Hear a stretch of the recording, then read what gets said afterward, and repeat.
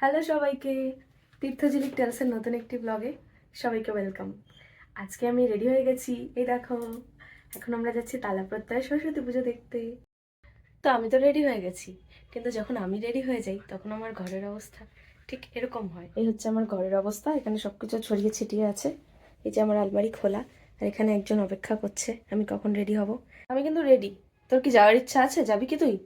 আমার রেডিতে কতক্ষণ লাগে? যতক্ষণই লাগুক, আমি একদম রেডি, আমার আর কিছু বাকি নেই। তুই খালি রেডি হ, তুই দেখবি তার আগে আমি বেরিয়ে গেছি। হ্যাঁ, তুই কি দেখ না, পড়বি সেটাও এই বের করিস ট্যালেন্ট নি। একমাত্র ছেলেদেরই হয়, এগুলো মেয়েরা পারবে না। এটা সাবধানে দেবে আসবে কিন্তু।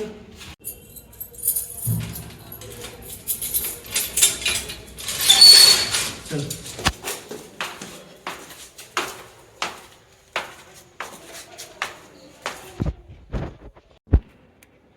তুলে নাও। আমরা এখন যাচ্ছি টালা প্রত্যয়ের দিকে। তো রাস্তায় এখন বেশ ভালো আলো দিয়েছে, মানে দেখে আমি বেশ সারপ্রাইজড। মানে দুর্গাপুজোর সময় হয় এরকম, সরস্বতী পুজোর এইরকম তো প্রথমবার দেখছি।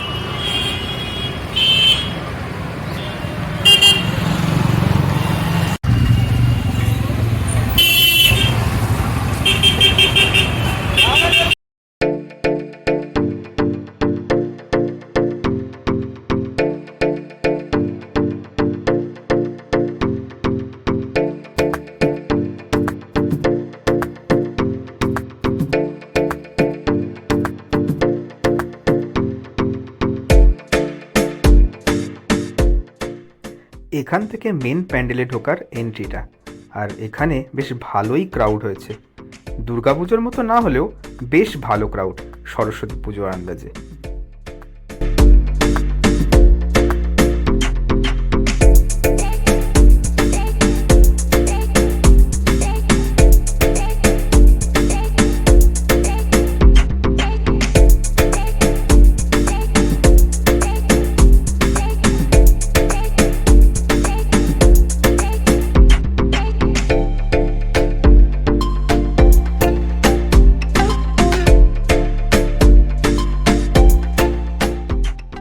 টালা প্রত্যয় ঠাকুর দেখে আমরা এখন বেরিয়ে পড়েছি।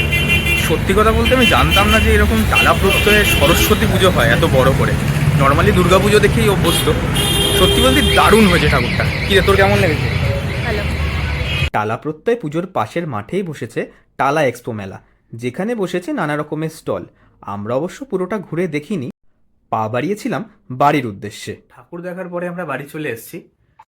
আজকে এখানেই ব্লগটা শেষ করছি। আপনারা জানাবেন কমেন্টে যে কেমন লাগলো আপনাদের। ইমপ্রুভমেন্টের তো নিশ্চয়ই দরকার আছে। তো নিশ্চয়ই আপনারা জানান যে ব্লগটাকে আরও কীভাবে ইন্টারেস্টিং বানানো যায়। আমরা চেষ্টা করবো সেগুলোকে শুধরে নিয়ে আরও ভালো করে আপনাদের কাছে ভিডিওটাকে প্রেজেন্ট করার। তো আজকের মতো এখানেই আমরা যাচ্ছি। গুড নাইট, সবাই ভালো থাকবেন। একটু গুড নাইট বলে দাও। Good night.